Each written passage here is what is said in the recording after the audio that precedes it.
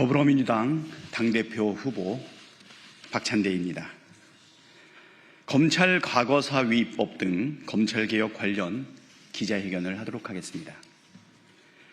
윤석열 검찰이 자행한 사건 조작의 실체를 밝혀내겠습니다.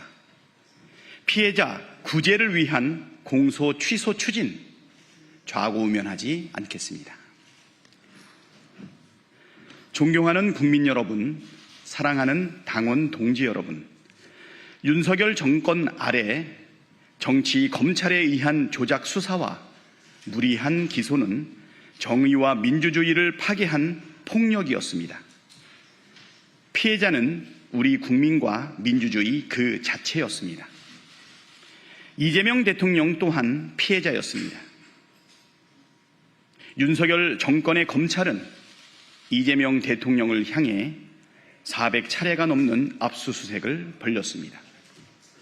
그럼에도 불구하고 증거를 찾지 못하자 증거를 왜곡하고 오염된 진술에 의존한 무리한 기소를 감행했습니다.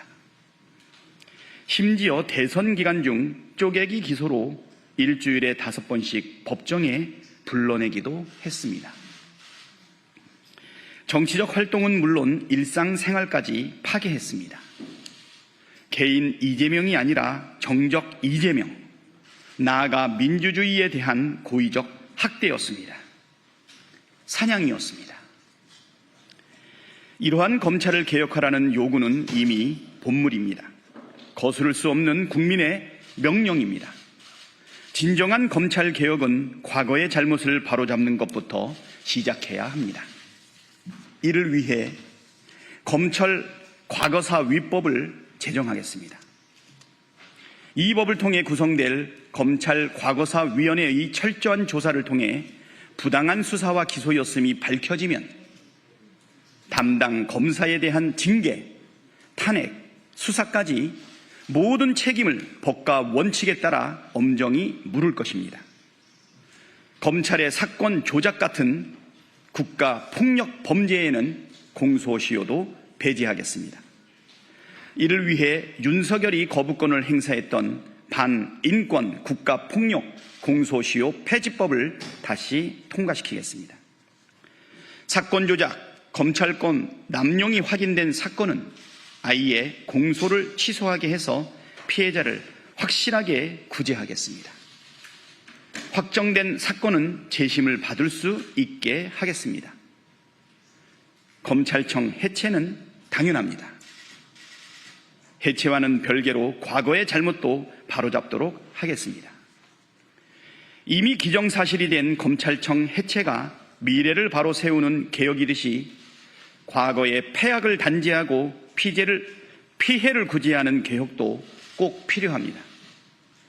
잘못된 공소를 바로잡는 이 단순한 원칙이 왜 이토록 어렵고 더딘 일이어야 합니까?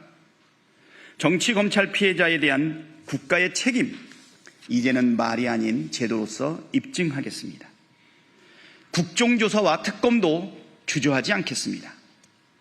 국정조사를 통해 조작과 기획 수사의 실태를 낱낱이 밝히고 필요하다면 특검을 도입해 정치 검찰의 책임을 끝까지 추궁하겠습니다.